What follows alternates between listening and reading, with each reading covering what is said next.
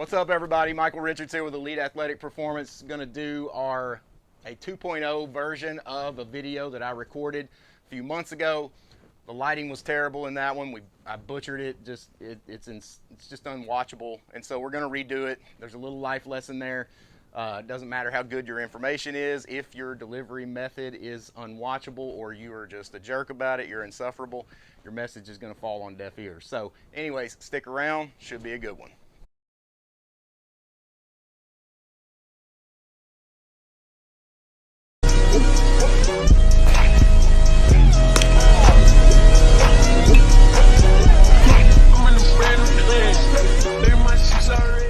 So as always, who am I? Michael Richards. I'm the owner of Elite Athletic Performance in Benton, Arkansas. If you care about my background, you can check out that website there. It's got a little information. I'm 50% strength coach, 50% baseball coach, baseball guy, whatever you want to say. So what am I talking about with shock injuries? So that is one of the few phrases that I coined myself.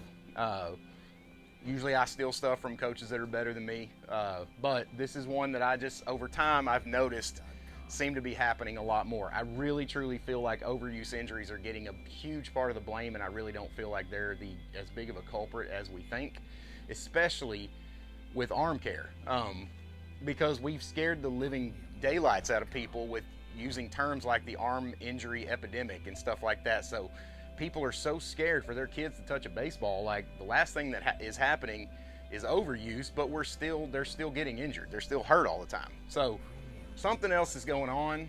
I truly feel like it's one of those things that we really won't know until we get to heaven and we're like, hey God, by the way, what was causing all that? That's when we'll know for sure. But in the meantime, we'll do our best to figure it out and help as many people as possible. So what is a shock injury?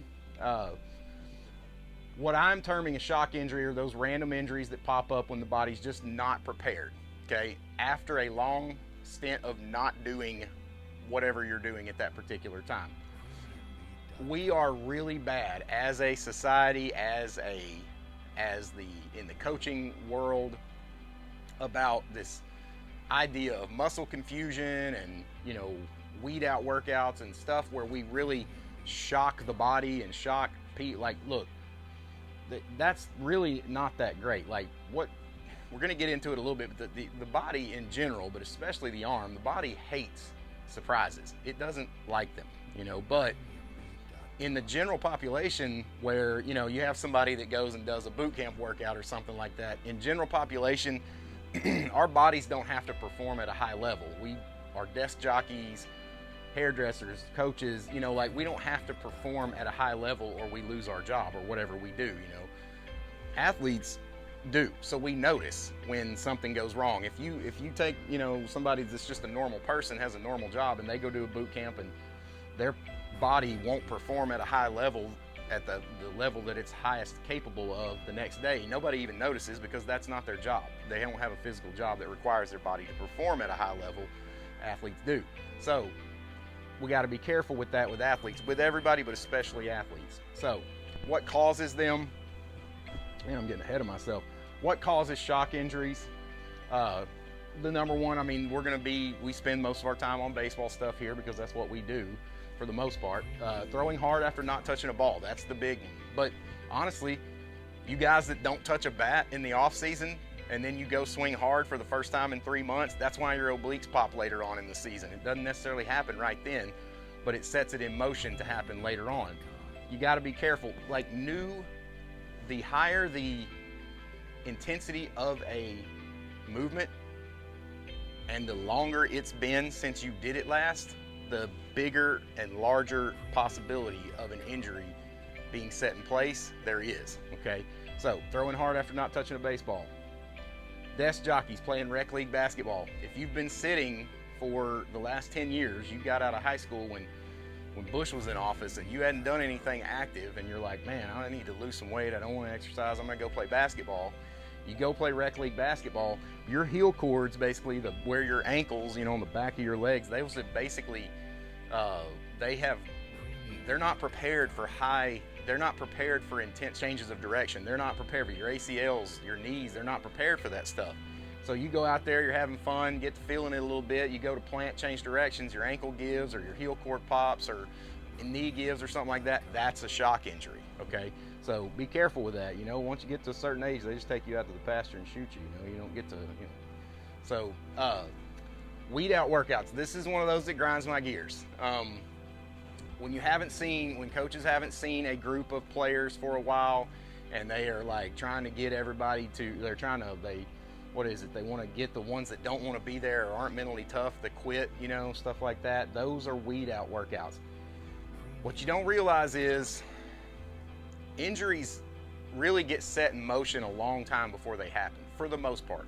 Contact injuries are different, but that's what I'm getting at. That's so hard. Like, most of the time, we are really bad about blaming the activity that was going on when the injury happened. We as a human race, like, that's just what we do. Humans are easily sensationalized, way too easily sensationalized, okay? And so whatever's going on in front of our face, that's what we see, that's what we blame, or that's what we give the praise to, or whatever. We don't really look at what we're seeing is usually a symptom of something else happening that was set in motion earlier, but we don't know about that, so we praise the thing we're seeing. So weed out workouts are really bad about that. The best example I know to give is, like, if everybody's had a flat tire or seen somebody with a blown out tire on the side of the road. When you blow out a tire, it's not the road you were just driving on that caused 100% of that tire blowout, and everybody knows that. You don't look back and go, crap, I shouldn't have drove on this road, unless it's like really jagged rocks or something. But you know what I'm saying. We as a society, as humans, as whatever, are really bad about blaming the metaphorical road that the person is on when the injury happens, okay? So keep that in mind. These weed out workouts are really bad about setting those things in motion, and then later on when you lose your star player, like, you actually might have caused that, and it was set into motion to where it finally came to fruition that whatever's happening on that particular day was just the straw that broke the camel's back. It's not what caused it. You know what I'm saying? So be careful with those. And on top of that, it doesn't build mental toughness. Like, stop with that. It really and truly, the only thing that builds mental toughness is putting up with insufferable people. So maybe you are building this. So non-contact injuries, just talked about this. They manifest over time, okay?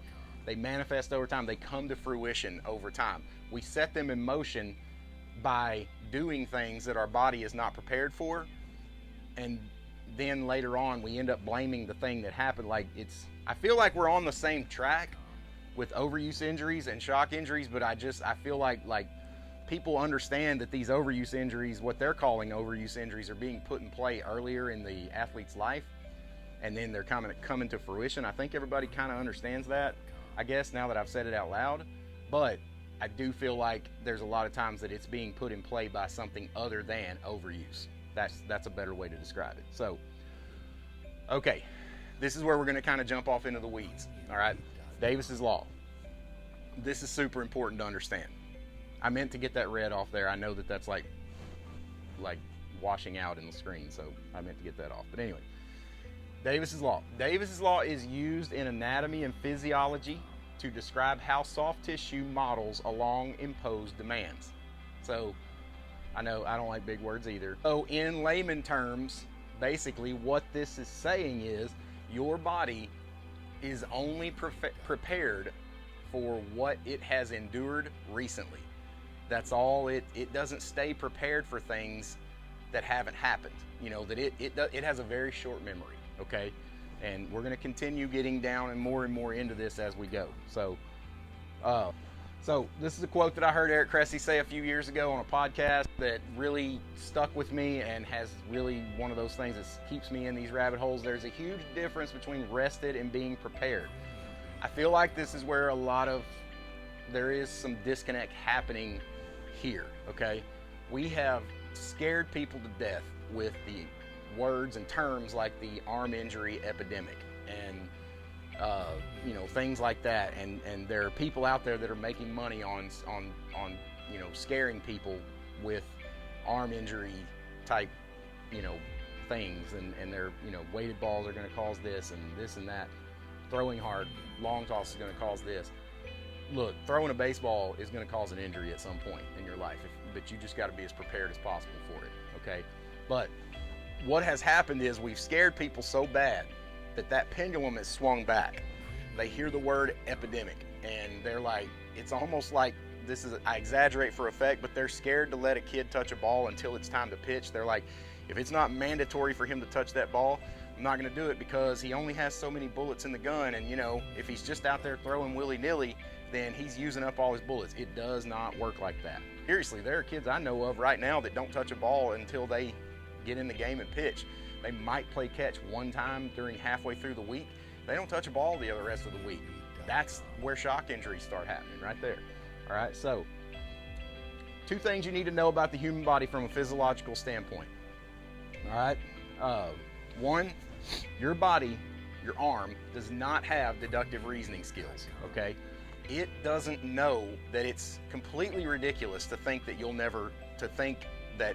would never throw a ball again if you're a baseball player. If I ask you, hey, do you think you're going to throw a ball hard again, like, you know, soon?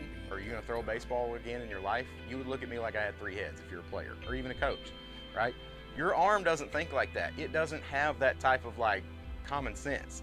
It just goes, hadn't done that in a while, we're never doing that again. And then that's just how it works. You know, it's how it sees things, if it had a personality. So it only speaks the language of what it has recently endured. Please understand this. This is what I'm talking about. You can't talk to your arm. You can't tell it to be prepared to throw hard. Hey, I'm not going to throw hard this week because it's prom week and I'm busy and all this, but we got a pitch in district this Saturday, so I need you to be ready. It doesn't work like that. It goes 7 days without pitching. It's just like, well, we don't do that anymore, and it shuts it down. It stops being prepared. That random injury, you're just like, I don't know. I didn't even throw that many pitches. Went out there and threw. It started hurting. Oh, well, when's the last time you touched the ball? Well, when was the last Olympics? You know, like, but that's what happens. You know, guys don't touch a baseball all week because they're busy or whatever. Or practice got rained out 3 days, and you know, something that they were hitting. I spent a lot of time in the cage. Well, I didn't get around to throwing because it was raining, you know. So, and then they go out and they pitch on Saturday and their arm starts hurting. That's the type of stuff that I'm talking about. You can't throw hard every day, obviously. But you need to throw every day, because we have to, like, the lower intensity an exercise or a movement is, the more of it you can do, and the more of it you need to do if you need to stay prepared for it. I'm doing this because I'm imagining what I call the pyramid, throwing intensity pyramid, and I should have put that graphic in here. Maybe I'll pop it up on the screen. But there's a huge base of low intensity throwing at the bottom of that pyramid when everything's in balance, because all of your higher intensity throwing needs to rest on this huge base of low intensity throwing. That's where everybody gets mixed up. They're like, well, if I'm not throwing hard today, I would be better off to let my arm rest and not throw at all. And that's just not the case. You have to get that low intensity throwing, okay? 2, the body also assumes it will never have to do the things it is not consistently doing on a regular basis ever again. And like I said earlier, I got ahead of myself. That's what's going on. Your body's like, you know, I mean, your body, if it did the bills at your house, if like it would go and you go on vacation or something like that and the lights don't get turned on for like 2 days, it would shut the lights off and everything. Like, it wouldn't even think about the fact that you're coming home from vacation. It would just turn them off. Well, we don't use those anymore. And it would shut the internet, it would shut the Wi-Fi, it would shut the electricity off, the gas, everything. Well, I thought we weren't doing that anymore. That's kind of how that works, all right? Better translation. When an athlete goes all week without throwing, then gets on the mound, the arm is completely dumbfounded by it. If it could talk, like, I imagine the arm having a personality and kind of being like a cranky old man, and you really don't know what's going to piss it off. If you surprise him with stuff, he's really going to get angry. So that's the way I envision that, all right? So, a couple things to ponder. If overuse is the reason for arm injuries, okay, bear with me. If overuse is a reason for arm injuries, why do the majority of injuries happen at the beginning of the season? That is my main question I want to know. If overuse is the problem, why are they happening at the beginning of the season? Okay. Second, if overuse is the problem, why do relievers ever need UCL reconstruction? They're not being overused. They don't, like, that's not the issue at all. They don't have a high pitch count. They don't go and pitch, like, they're not really throwing that much. Why do they, they should literally never need UCL reconstruction if overuse is the problem. Okay, something to ponder at least. All right, so be careful of the pendulum. This is the last little bit, finish up with this. Be careful of the pendulum. I see a lot of things as pendulum. I love just kind of observing human behavior in general. Everything seems to work on like a pendulum or a bubble busting, whichever analogy works best for you. So this is not the first part of the pendulum. Like, this is not an excuse, especially if you're a coach, to go full bore every day and go out and friggin' throw off the mound every day and long toss as far as you possibly can every day. You have to manage the stress. You have to throw every day. You cannot pitch every day, okay? Keep that in mind. There is a massive difference in the two. You've got to throw. If you're a coach, you've got to let them go throw on their own. I know it's hard. Believe me, I feel a clock that is constantly, I can hear the seconds clicking off every single day at all times. Every single minute that you're not regulating, you feel like you're wasting. You're gonna have to get past that with arm care and arm and throwing. You have to let them go out and listen to their arms. You cannot dictate how much they throw on a daily basis, because some of them are gonna need to really air it out that day because their arm feels good. Some of them's arm's not gonna feel good, and you've just gotta let them have that time. And it's hard, I know, but you're gonna have to do it. They gotta throw. You can't dictate how many, you can't put them on the mound every day. You've gotta let them throw and then pitch on certain days, okay? So for an on-ramp person, which if you don't know what an on-ramp is, check out my video on on-ramping. I'll link that in the description. If you're on-ramp, this is what a typical week should look like, in my opinion, for a healthy pitcher that's properly on-ramp. So day one, I called it Monday, but like, you know, I really look at day one as in the first day being the day you throw hard. So if you throw hard on a Thursday, that's day one. So throwing intensity is up here in the 10s. Now, you know, if you're throwing a bullpen or long tossing, that may be an 8, 9, 10, whatever. Those are arbitrary numbers. Don't worry about that. Just pay attention to the fact that it kind of works like a wave, okay? So you've got your day one over here. That's your high intensity. I'm pointing to the wrong screen, but you got day one over here. That's your high intensity. Day two, this is really the only day that I truly dictate how hard anybody throws. That's day two, because you cannot not throw the day after you throw hard. Please hear me on that. You cannot not throw on the day after you throw hard. That is where a lot of y'all are messing up. Well, I threw hard yesterday, I need to give my arm a rest. No, you need to not throw hard today. That is the big difference, because this is how you build that huge base of throwing fitness. You know, you've got to have a ton of light intensity throws. This is how you do it. You can't do it all in one day. You got to do it over time. Remember, success by 1,000 check marks. You can't make one big check mark whenever you feel like it. All right, then the second day after you throw hard, this is one of those hybrid long toss days. You let them throw as hard as they want to. Their arm will tell them how hard they want to throw. Then on this day 4, depending on what they need and what their schedule is, if they need to pitch again, or if you know, you're doing a velocity program or something like that, this will be your second day of high intensity throwing, assuming you have recovered from that one, and that's a big assume. If you're not recovered, then this is going to have to be backed up or skipped, you know, and you're going to have to keep it. So it's like every day, you can't follow a rigid schedule. It has to be, what does your arm feel like today? Then these guys over here, this day 6, if they're one of those guys that just throws forever and has never had arm pain and all that stuff, then I could potentially be talked into another long toss day. I definitely wouldn't let them get on the mound unless they were keeping it under like 20 pitches in like a save situation.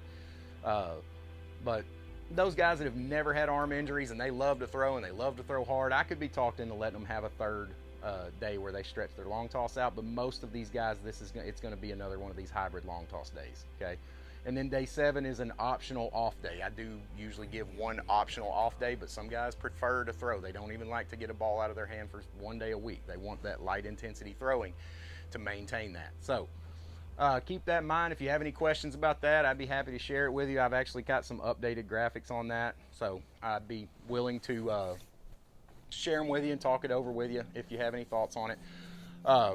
Couple of real world thoughts to end it. So this is why I backed off my stance on mandatory no throw periods. If you knew me or along about 2014, I was the biggest proponent. I was screaming from the rooftops about getting baseballs out of guys' hands for like 8 weeks during the fall and stuff like that. Well, that's good, great, and grand, but like if you know what an Onramp program is, and again, check out the Onramp video if you don't.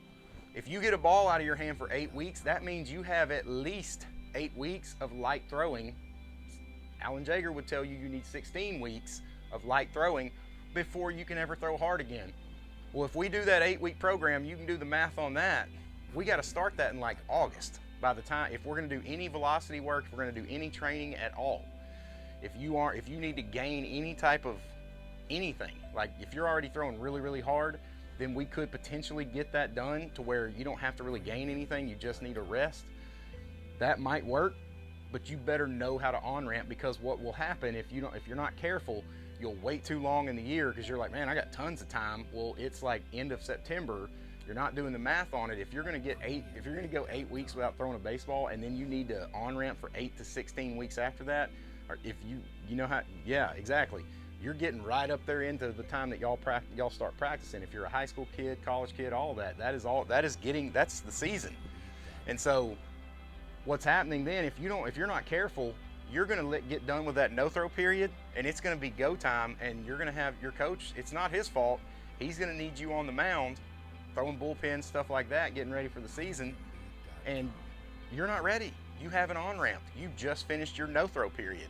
That's what I'm talking about, and that's why I backed off. Nobody is ever able to on-ramp. Nobody ever seems to get it right, and so I just stopped with that. I don't like no throw periods. I like no throw hard periods. I want to maintain that base level of throwing. It could even be light throwing with a football every day, 20 to 30 throws. Just some type of throwing mechanic, something to keep that movement fresh in your body's memory bank, okay? I believe certain athletes are more prone to this than others. I have no idea why, but there are some kids that just, their bodies are super cranky and they don't like it. If you add in a previous injury, which, I mean, if their bodies are cranky with athletic endeavors, they probably do have them. We all know that the easiest predictor of injury is previous injury. You have a snowball effect, and it sucks because I've seen some really talented kids that just could not get that taken care of. It was just one thing after another. I do feel like there's a way around it, but unless you have somebody that knows exactly what they're doing and that person can control their entire schedule, it's a very long road to hoe, all right? So, low intensity work every single day is crucial. It is the base of all of this. And like I've said before, but it bears repeating. You guys that throw hard on day one, that think you need to rest your arm and not throw on day two, you are missing the boat so badly. You've got to throw lightly the next day. It may only be, I know it doesn't seem like, you're like, that is stupid. Why do those 30 throws that are no more intensity practically than the catcher throwing it back to the pitcher, why do they matter? Dude, just trust me and do it, okay? Just do it, all right? That's really what it boils down to. You've got to have that huge basis of low intensity throwing, okay? So that wraps it up. Hopefully this video helps. Hopefully it makes sense. If you have any questions, any comments, please let me know. Like and subscribe down below, please. We hit 300 finally. I appreciate you guys watching. We'll see you in the next one.